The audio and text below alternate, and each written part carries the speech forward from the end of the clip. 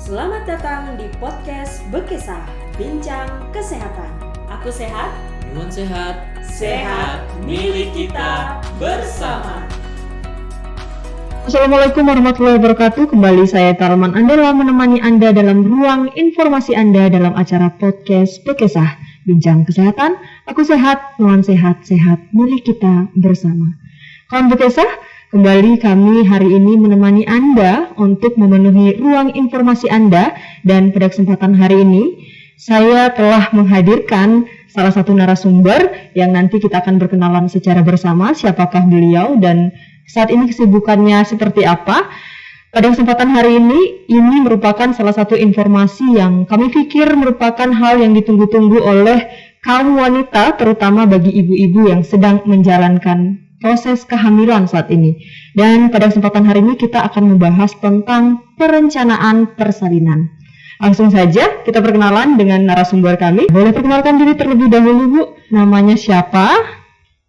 Baik, saya Rosana Hayati. Saat ini beraktivitas memiliki kesibukan sebagai Kepala Seksi Kesehatan Keluarga di bidang kesehatan masyarakat.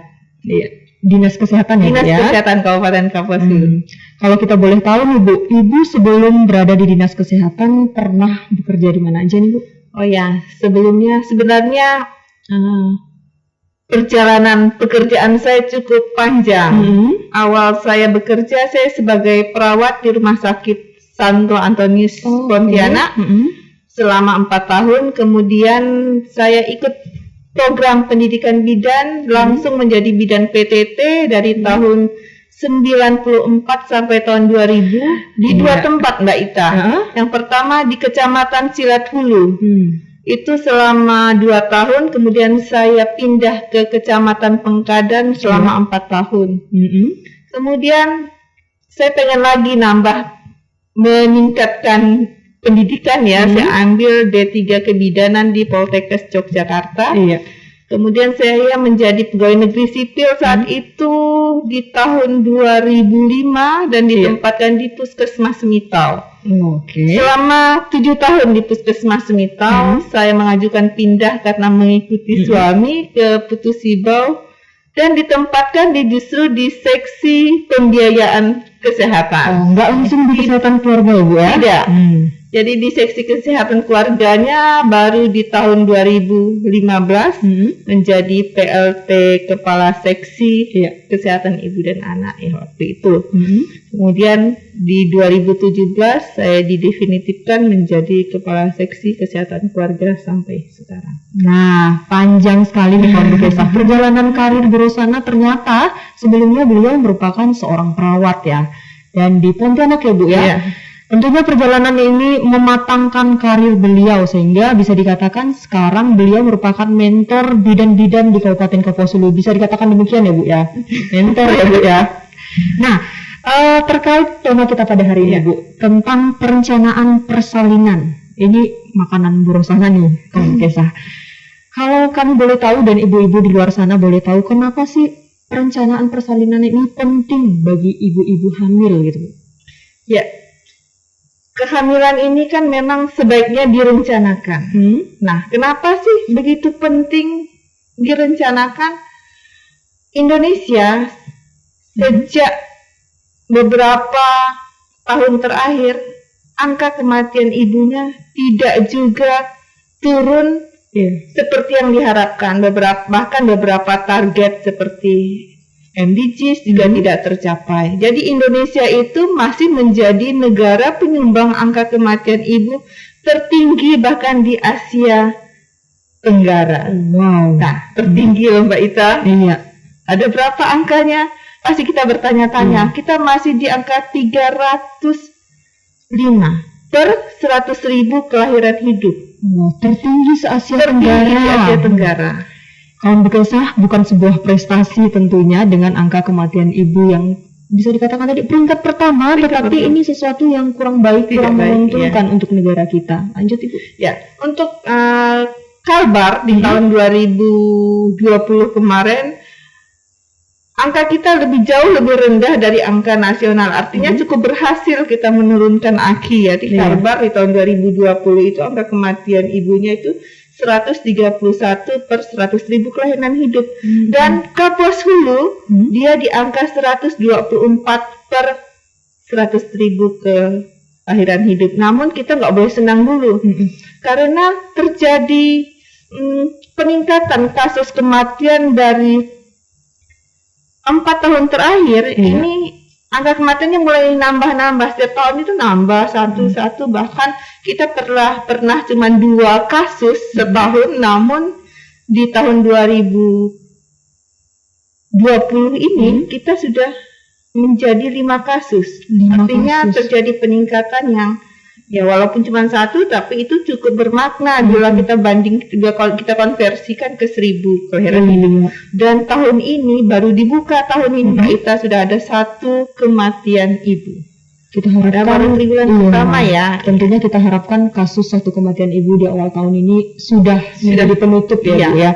Nah, terkait 5 kasus kematian ibu di tahun 2020, dan kita juga berharap kawan Bekesah yang terjadi di tahun 2021, karena ini benar masih awal, baru di bulan April ya Bu ya, tetapi sudah ada 1 kasus kematian. Kira-kira kenapa bisa sampai terjadi kematian pada ibu hamil gitu Bu, atau ibu yang melahirkan? Mengapa ibu itu bisa meninggal gitu? Oh iya, meninggal itu sebenarnya ada beberapa faktor penyebab. Ada yang dikatakan 4 terlalu dan 3 terlambat. 4 terlalu dan 3 terlambat. Apa itu? Pasti kita pengen tahu ya. Kalau 4 terlalu itu lebih pada kondisi ibu itu sendiri. Artinya dia terlalu muda untuk hamil, terlalu tua untuk hamil, terlalu dekat jaraknya, terlalu banyak anaknya. Jadi, tetapi yang 3 terlambat ini lebih pada kondisi yang terjadi di masyarakat. Artinya ketika terjadi kegawat daruratan, kita terlambat mengambil keputusan untuk membawa ibu ini ke fasilitas kesehatan. Kenapa bisa terlambat? Terlambat itu banyak faktor. Biasa ada mempengaruhinya faktor budaya, pendidikan, dan sebagainya. Misalnya kita ketemu seorang ibu hamil, dia punya komplikasi kebidanan, kemudian harus dirujuk ke tempat pelayanan yang lebih baik, tetapi masih lagi terhambat karena belum ada pengambilan keputusan, masih menunggu suami atau siapa, masih menunggu uangnya cukup atau bagaimana. Kemudian ketika terlambat mengambil keputusan, akan berdampak, pasti kita akan terlambat mencapai tempat rujukan, artinya rumah sakit atau puskesmas. Nah, ketika terlambat mencapai tempat rujukan, akan berimbas lagi terlambat mendapatkan pelayanan yang sesuai di tempat rujukan itu. Jadi ketika sudah terlambat mengambil keputusan, maka akan ada terlambat lainnya. Iya, itu dia tadi ada beberapa hal. 4 terlalu. Ternyata tadi saya dengar terlalu banyak, terlalu dekat jaraknya juga nggak baik ya. Baik. Nah, itu dia gunanya hari ini kita membahas tentang perencanaan persalinan. Apakah selama ini kasus kematian ibu itu atau kasus ibu yang meninggal itu paling banyak terjadi itu di mana Ibu? Apakah di rumah atau di fasilitas kesehatan? Nah, dulunya kematian ibu kalau secara nasional ya, kematian ibu tuh banyak terjadi di rumah dulu. Namun kesininya bergeser justru banyak terjadi di fasilitas kesehatan. Tetapi ingat, jangan kita berpikirlah, berarti fasilitas kesehatan kita nggak baik dong. Sebenarnya bukan permasalahannya di sana. Karena apa? Orang sudah sadar untuk merujuk, tetapi di kondisi yang terlambat tadi. Nah, namun Kabupaten Kapuas Hulu kita justru pada tahun lalu itu kematian di rumah itu cukup ya, dari 5 kasus itu ada 2 kematian di rumah dan ditolong oleh tenaga yang bukan kesehatan, artinya ditolong oleh dukun. Masih ada berarti Bu ya? Masih ada. Nah, berarti justru sekarang lebih banyak yang meninggal di fasilitas pelayanan kesehatan karena itu dia tadi kawan Bekesah, terlambat, ada 3T tadi, terlambat mengetahui tanda bahaya.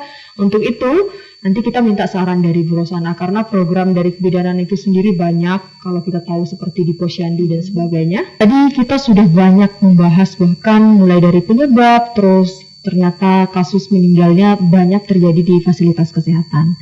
Nah, Kira-kira ini Bu, faktor apa saja yang mempengaruhi kematian pada ibu hamil nih Bu? Ya, yang pertama mungkin seperti yang kita sampaikan tadi bahwa persalinan masih ada yang ditolong oleh bukan tenaga kesehatan. Dan ingat juga tenaga kesehatan yang boleh menolong persalinan tuh hanya ada 3 kriteria ya, 3 jenis. Yang pertama dokter spesialis kebidanan, yang kedua dokter umum, dan yang ketiga bidan. Artinya dari selain yang 3 profesi ini tidak boleh, artinya tidak boleh lagi ditolong oleh perawat. Ya. Apalagi yang lain-lain, apalagi perawat gigi ya. Jangan ya. Nah, kalau kita sebagai masyarakat di luar sana juga kita harus aware gitu, harus memahami siapa saja yang boleh menangani persalinan. Saya misalnya Bu, sebagai ibu hamil, saya juga akan mencari tahu informasi siapa sih yang boleh menangani saya. Wah, ternyata tadi hanya ada 3 kriteria, dokter spesialis kebidanan, bidan, dan dokter umum, dan juga bidan. Jadi perawat boleh, tapi mungkin nolong doang kali ya Bu ya, ngebantu atau asisten ya? Paling untuk bayi kali ya. Oh, untuk bayinya setelah lahir. Nah, kawan Bekesa, terutama ini secara khusus untuk ibu-ibu yang sedang menjalani proses kehamilan, tentunya ingin merencanakan persalinan sebaik mungkin supaya ibunya selamat, anaknya juga sehat selamat ya Bu ya. Nah, selain itu apalagi nih? Masih ada faktor lain yang tadi yang seperti kita sampaikan bahwa saat ini persalinan tidak boleh lagi di rumah. Dan ini dianggap persalinan itu ibu bersalin mendapatkan pelayanan sesuai standar menurut SPM adalah salah satu standarnya ada dia harus melahirkan di fasilitas kesehatan. Fasilitas kesehatan yang boleh itu juga yang terstandar Mbak Ita. Misalnya tidak boleh di pustu yang tidak ada tenaganya tidak lengkap karena persalinan minimal ditolong oleh 2 orang atau 4 tangan. Oke, jadi nggak boleh lagi walaupun di desanya punya pustu, tapi nggak boleh ya Bu ya? Nggak boleh. Kalau dia misalnya cuma sendiri, nggak boleh. Bisa bidan di pustu dia sendiri, dia nggak boleh menolong persalinan. Tapi karena kalau minimal 4 tangan. Iya. Dengan catatan berarti bidannya ada 2. Harus ada 2, iya. Oke, begitu ya ibu-ibu ya. Dan berikutnya faktor kemudian derajat kesehatan ibu yang ibu hamil artinya secara status gizinya. Jadi ibu hamil kita ini belum hamil saja biasanya sudah anemia, sudah mengalami kekurangan energi kronis. Jadi status kesehatannya akan mempengaruhi menjadi faktor yang menyebabkan terjadinya kematian. Ditambah lagi itu yang tadi kita katakan 4 terlalu terlalu muda dia belum siap untuk hamil, terlalu tua juga secara ini di badannya juga sudah tidak siap untuk kehamilan, apalagi terlalu banyak, terlalu dekat. Pasti kalau ditanya terlalu dekat itu berapa, apa sih yang dimaksud terlalu dekat ya? Dekat itu artinya jarak. Jadi seorang ibu hamil itu jangan sampai dia hamil lagi dengan jarak kurang dari 2 tahun. Nggak boleh Bu ya? Nggak boleh, jadi harus lebih dari 2 tahun baru merencanakan lagi kehamilannya. Nah, jadi kalau ini perencanaan persalinan yang punya rencana bikin klub sepak bola, lebih baik anaknya ngambil anak tetangga atau mana jadi satu klub ya Bu ya. Jangan didorong sendiri ya. Nah, karena tadi Ibu Rosana menyarankan kita semua bahkan untuk tetap melakukan perencanaan, gunanya tadi apa? Kesehatan ibu dan anaknya itu sendiri. Oke. Nah, kalau dengan 5 kasus di tahun 2020 dan di tahun 2021 bahkan sudah terjadi 1 kasus padahal belum tutup tahun. Kira-kira strategi percepatan penurunan angka kematian ibu yang sudah atau sedang diupayakan dari Dinas Kesehatan sendiri bagaimana Ibu? Strategi itu ada beberapa yang akan menjadi sebenarnya kita anggap nih strategi yang paling baik yaitu pemberdayaan di masyarakat sebetulnya. Ya, pemberdayaan seperti apa? Kita itu punya program namanya program P4K. Perencanaan, persalinan, dan pencegahan komplikasi. Artinya karena tidak ada ya orang itu hamil ujuk-ujuk lahiran. Kayaknya hamil itu 9 bulanan ya, Ita ya. Jadi artinya kita masih sempat merencanakan persalinan itu dan kita cegah komplikasinya. Selain itu, Dinas Kesehatan Kapuas Hulu juga kita terus menggalakkan yang namanya kemitraan bidan dan dukun, kelas ibu ya, kemudian kita buat di sini juga kita juga punya program yang namanya untuk meminimalisir kematian dengan adanya madu bulin ya. Tapi kita berharap sekali yang paling bisa masyarakat ikut berperan serta aktif yaitu program P4K. P4K, program perencanaan persalinan dan pencegahan komplikasi. Jadi yang bisa mudah dijangkau sih kalau menurut hemat saya, kelas ibu hamil salah satunya Ibu itu pasti ada di desa-desa ya Bu ya, di kecamatan-kecamatan. Tergantung nih Ibu kawan-kawan Bekesah di luar sana, ibu-ibunya rajin atau enggak, peduli atau enggak terhadap dirinya sendiri ya kan. Karena tadi ada banyak komplikasi, mungkin yang paling banyak yang menyebabkan kematian, kira-kira komplikasinya berupa apa ya Bu? Komplikasi terbanyak penyebab kematian adalah masih perdarahan. Perdarahan ya Bu. Dan kita ini sedikit tentang kelas ibu. Di Kabupaten Kapuas Hulu sebenarnya peran ibu hamil dalam mendatangi kelas ibu itu sudah cukup baik. Namun yang menjadi permasalahan adalah kelas ibu itu punya satu syarat di mana ibu hamil itu harus pernah didampingi satu kali oleh suami atau keluarga. Jadi dia tidak boleh sendiri. Nah, ketika didampingi itulah kita membuat perencanaan persalinan. Nah, kita masalahnya apa? Biasanya ibunya datang sendiri, tidak didampingi suami. Pasti tanya, kenapa ibu suami saya masih bekerja, yang nggak bisa pulang, apa? Oke. Nah, kawan Bekesah dan terutama secara khusus untuk ibu-ibu yang sedang hamil, dan juga bapak-bapak, bisa dikatakan papa hamil, karena istrinya hamil, bapaknya juga harusnya pada fase kehamilan juga ya Bu ya. Suami siaga. Ikut sertalah sekali saja mendampingi istrinya ke pelaksanaan kelas ibu hamil, karena itu tadi menjadi salah satu syarat perencanaan. Perencanaan persalinan dan pencegahan komplikasi.